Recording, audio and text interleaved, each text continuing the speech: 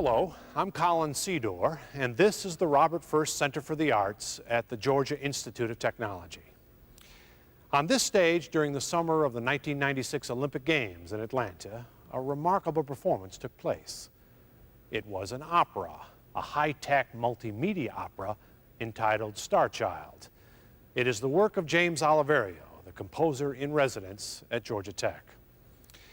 StarChild is the story of two souls, two beings who love each other at the beginning of time and then become separated and then spend thousands of years trying to find each other. It is unlike any opera you've ever seen. And exactly what it means may be very personal. You'll find something here, a character, a song, a scene that will speak directly to you in a way that it speaks to no one else.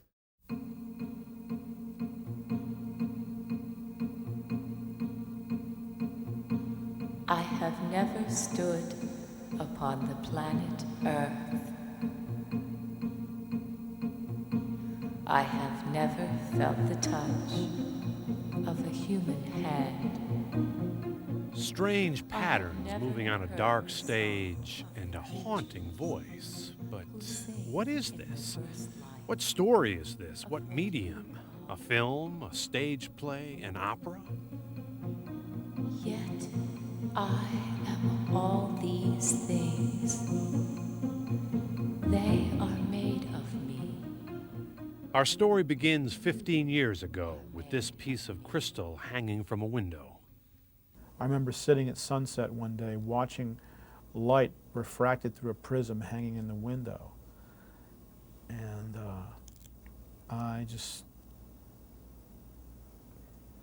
something hit me about light, you know, and somehow that, you know, if there were, and I believe there is, God, that somehow light is very much tied up with what God is. James Oliverio, professor and composer in residence at Georgia Tech in Atlanta. He's written dozens of concertos, dances, and symphonies performed by the Cleveland Orchestra, as well as the symphony orchestras of Atlanta, Cincinnati, Columbus, Albany, and Spokane. And he's written hundreds of film and television scores, but this is his first opera, StarChild, a multimedia opera. The opera StarChild was part of the Cultural Festival at Georgia Tech during the summer of the 1996 Centennial Olympic Games, and the creative team was extraordinary. Sid Mead, production designer, has worked for every major Hollywood studio. He's famous for his work in science fiction, notably the movies Blade Runner, Star Trek, 2010, and Aliens. Sally Giray, theatrical director, has been writing and directing in England and the U.S. for 40 years. Lloyd Sobel, lighting director, has worked on and off Broadway, as well as opera and ballet companies all over America. Steve Walker, computer animation. He's worked for all the networks, for Coca-Cola, Panasonic, Delta Airlines, Ford, on and on. And there were others, Kate Holland, dancer and choreographer, Todd Watson, the audiovisual designer, plus dozens of engineering and architecture students from Georgia Tech. This was the team, and for 4 months in the spring of 1996, this was their work. My days are spent in constant searching, braving questions, seeking truth. Yet he lives just in the moment and sees the world through the eyes of youth. It is the story of one character, a human male, in 3 different phases of a man's life. As a boy, as a man, as an elder. In scene 2, they're all on the stage at the same time. And it's the story of this man's love for what? What is she? A girl, a dream, a star, an angel, an idea? She is called the StarChild, and they fell in love and were separated billions of years ago, just moments after the universe began. I will wait for you. I will wait for you. And what's happened is these two souls, atoms, molecules, whatever you want to call them, ideas, were somehow separated in the violence and the cataclysm and chaos of the Big Bang. These two young kids have met millions of years ago. They were both stars, and one of them was made into a human male to actually go through many lifetimes to rejoin the girl star that remained a star. To me, StarChild is a love story that's set against the backdrop of eternity. And eternity to us as humans means a long time, a very long time. To me, if there is such a thing as eternal love, the time would fall away, and it would be the essence, the intensity, the real deep feeling. And I tried to portray that in the story, the two main characters who never can even touch each other. I mean, because they're so vastly separated from the beginning of time. So to me, it's a story about seeking reunion with your beloved. And in this case, the person on Earth, the male character, goes through many, many lifetimes, always searching for his beloved. The opera spans 10,000 years. We visit Earth and our male character 6 times over those years. Each time he is at heart the same man, with the same yearning and love, but he is a different character, a different reincarnation. In the first scene, he is a pagan priest living 7,000 years ago. Next, he is a philosopher living in 2000 BC at the time of the Greeks. Our third visit is in the Dark Ages, when he is a member of the clergy. He is reincarnated again in the 19th century as an artist who paints in the style of Van Gogh. We see him in the year 2000, present day, as a scientist. When the scene begins, he is a boy speaking to the ethereal StarChild, describing to her his home. My world is mostly water. Earth is sometimes called the water planet. Water fills the oceans, lakes, and streams. When the sun heats the water, it evaporates upwards and forms clouds in the sky. When the clouds get too full of water, it falls back down upon the surface as rain. The rain makes things grow. In the end, he says to the StarChild, "Now it's your turn. Tell me about your world." And she answers with a dance.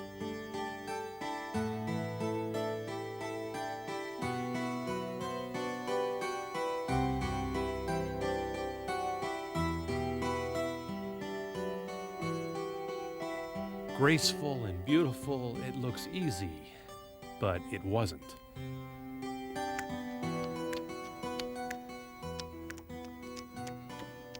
So suspend the lunge a lot longer on coming in for a landing.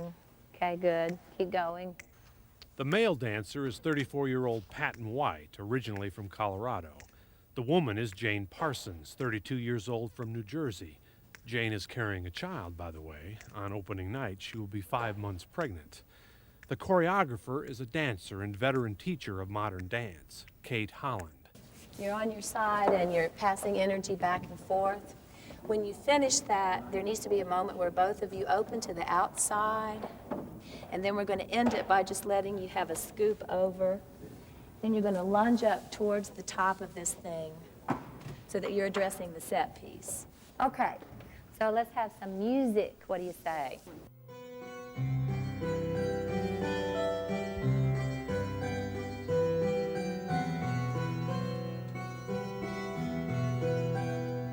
In the mind of the composer, the dancers are hydrogen atoms, fundamental elements, the building blocks of the universe.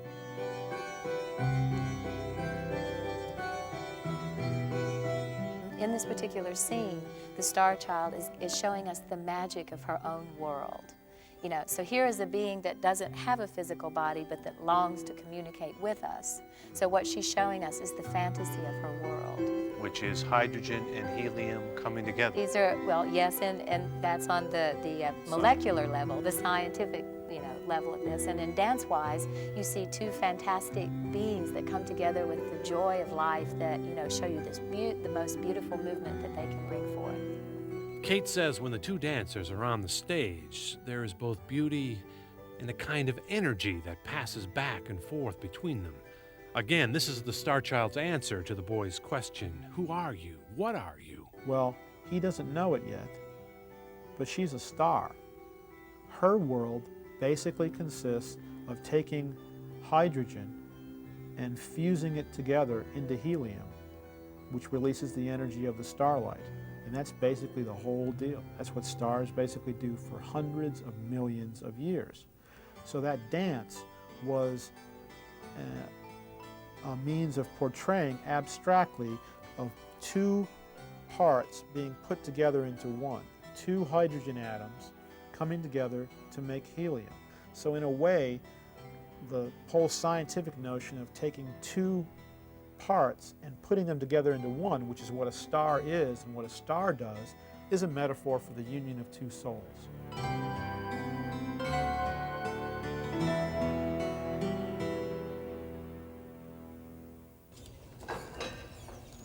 June 3rd at 3:30 in the afternoon, the day they hang lights. Opening night is now only 4 days away.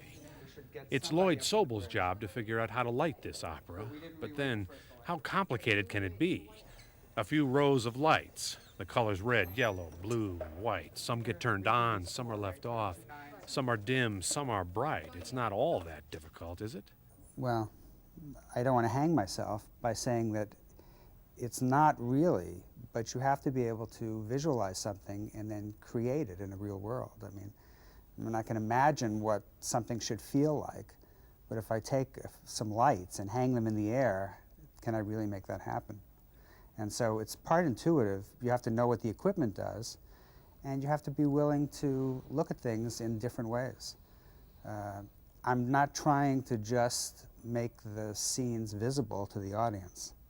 I'm trying to create my own story or my own set of feelings throughout the piece based on the manipulation of lights. During rehearsal, he can finally see his design, finally see how the lights create a mood, a feeling, a certain age or time. Before this, all the lights, the colors and patterns were in his imagination, in his mind. And right after that, he loaded them into a laptop computer. Right now, this unit here on this electric is turned on. It's focused here, so this is the beam spread at the height that it's at. If I want to change the focus and see what it would do if I pull it down in this area here, I can just give it a new focal point, and it will actually take that beam, put the center of the focus point wherever I tell it to, and I'll see the size of the beam spread. All told, there are 224 lights, each with a different gel and intensity and focus and edge and pattern and height. And when the show is over, when we leave the theater and go home, we'll talk to each other about the music and the acting, the costumes and the set, but not many will mention the lights. We should. There are few things on this stage more important than light. It can surely transport the viewer in a way that I'm not sure the other parts of the production can. This is actually not bad. What is 103 at? I can't hear you. Can I have it at 65, please? All the different disciplines working separately for months, all of them had to come together at 1 minute after 8 on the night of June 6th for the world premiere. It was an exhausting effort. Are you doing something in this? Sid Mead working on the look, the color of the 6 different time periods of the opera, the students building and painting the set, Lloyd Sobel and his crew designing the lights and then hanging them, Sally Giray working with the actors, blocking out the scenes. Miles away, Steve Walker working night after night on his own time, creating the evolving galaxies in the cyberspace of a computer. Kate Holland designing the dance, Jane and Patton rehearsing both here and a studio a few miles away, and the cast rehearsing each song over and over again, all this and more, for 3 performances in the first week of June. To me, producing StarChild was the most labor-intensive, the most demanding, the most taxing thing I've done in my entire life. Yet, it was truly a labor of love. Labor is the right word, and the love is in the details. Not just each word and each note, but where you place your foot, how you move, how fast, exactly how to hold out your hand. 1,000 details that, sitting in the audience, we would never even notice or think about. That strong movement. The evening rehearsal, May 1st, Sally Giray is working on Scene 4, where the StarChild appears in a dream as a woman, a diva, played by the soprano Janet Cessna. The young man who dreams of her is the tenor Frank Timmerman, and the scene is not going well. In towards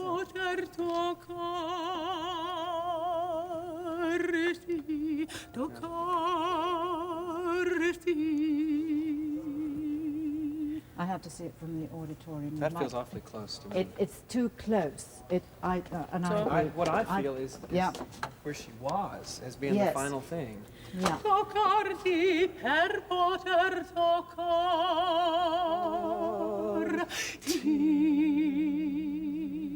Ah, great. If you can almost get that touch. So you almost touch. It's almost there, but not. Yeah. Yeah. But James has another idea. He says the star diva is a vision from the heavens, so she shouldn't stand next to Frank and reach across to him. She should be above him and reach down. I think that if she could be a little bit higher up, what I didn't want was for them to appear totally disconnected from each other. I want the audience at this moment to feel that they too can have this longing. And therefore we have to make it, it's godlike, but it's human too. Right. And so that's why I was trying to practice to get her a bit lower and closer into him. But I see what you mean now, and I think that I've overdone it, and we can just take her up a little bit. Maybe, whatever, yeah, Yes. whatever you think. And That was then my that'll only do it. impression was that And they I were- like that, and that's good. So definitely use these steps. Use these 2 steps, and let's see how high you are, because I think that is a bit too stiff. Can you get? Dum. Let's see how high you are. Let me see if you're high enough, because I know exactly what you want, James. I understand this. You need this height.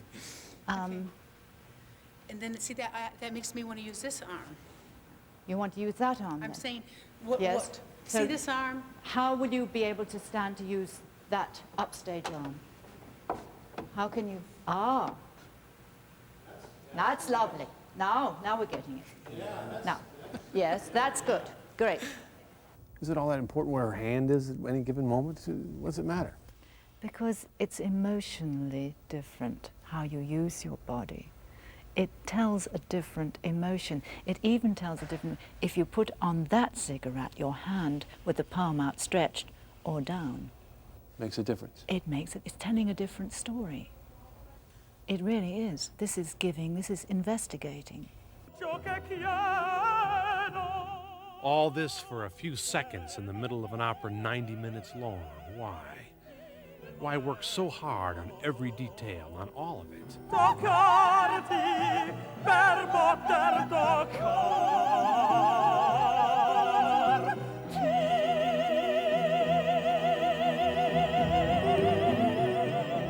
The currency here isn't money, it's something else. Lloyd Sobel came here from Denver because when he read the story about 2 beings in love and trying to find each other, he was intrigued. Yeah. Why? Well, you ask yourself questions like, I'm a lighting designer for the last 10 years and turning 50, and what am I going to do now? I mean, there are so many unanswered things that I wonder what the really important issue is. And I think if I could only believe that the most important issue is how you contact another being, and that might be the basis, really, for The meaning of life. the meaning of life. Yeah. And so this touches on, for me, just unthinkable emotions and Who you are, connections. what your life Yeah, means. exactly. It's What it's all about. Right. The fact that I put my life in some order by hanging lights and creating shadows it's all well and good, but it's maybe minuscule in the scope of things. So it's just fun to work on a project that asks lots of questions, doesn't provide any answers really, but it's definitely beyond what I would sit and think about in a normal day. And why did Steve Walker spend hundreds of hours on the incredibly complex computer animation, all of it at night on his own time? During the day, he makes commercials, selling cars, airlines, soft drinks. But he says it's nice to do something for no other reason than it might be fun and it might be beautiful. I think that seeing all those images up there on the big screen and getting lost in the story is a very enjoyable experience. So that's why I do it, because I like looking at the pictures. There are certain pictures I like to look at. If nobody else is going to create them for me, then I'll just go create them.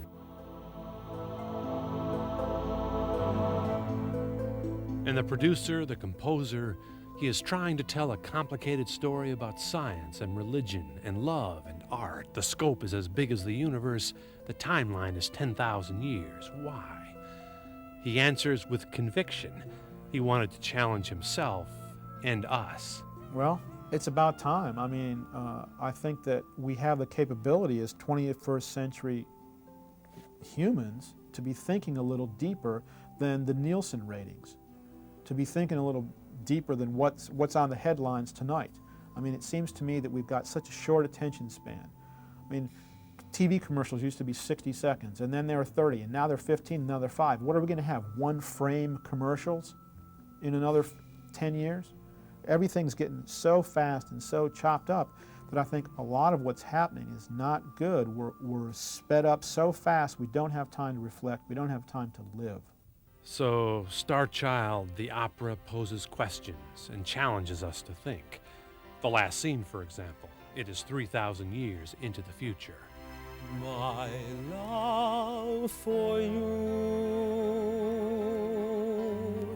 has burned since eternity began. It lights the darkness. It's everything I am. My love is time. I see only one bright star as I cross the depths of time. The male character is now a high priest in the year 5000 AD. In the song, he says, "There'll come a time when heaven's mantle darkens and stars no longer shine.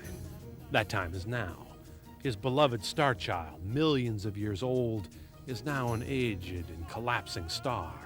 So, alone, he marches into a time tunnel, a vortex, a spacecraft, and he sets out at light speed to join her just before she dies." So he leaves the earth and leaves his followers behind to travel to meet his ultimate destiny, which is reunion with his beloved.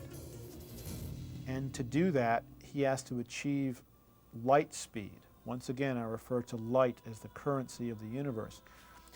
Einstein and other physicists have told us that if you travel ever closer to the speed of light, time will slow down for you, while time for the rest of your environment, especially the planet you left behind, will go at normal speed. So literally, the entire race and the planet has long been gone, while our hero is traveling to meet his beloved, and he ages only years, while the entire earth has just been toasted to ashes. So he's literally left alone in the void.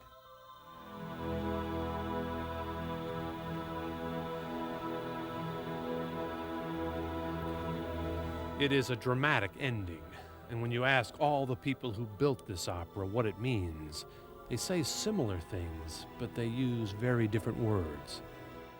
He's hurtling towards her through this space warp, light speed vortex, and finally he just sacrifices himself into the center of this star at the moment of her collapse, so that, again, what can happen is they can return to that primordial matter. All their atoms and their consciousness and everything can return to that initial state that it was at millions of years before.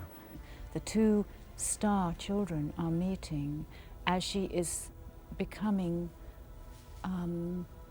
as she's disintegrating because she's so old. An old And he's- star exactly, in its last days. Exactly, exactly. And the boy, the man, the old man Is going there to meet with her, to hold her hand, if you like, through this disintegration. and he will be destroyed in the process? Well, perhaps it's not being destroyed. Perhaps it's the beginning instead of an end. It is meant to portray both metaphorically and physically his descent or immersion in this vortex that as his beloved is dying, she's lived for millions and millions of years, which is one of the reasons why he's had to keep reincarnating on Earth. So his profound hope was to be there with her at the moment, in the same way that they say in one of the prayers, "Be with me at the hour of my death." So what that last scene is about is reunion in the hope of traveling together into the next life, or into the next level of being.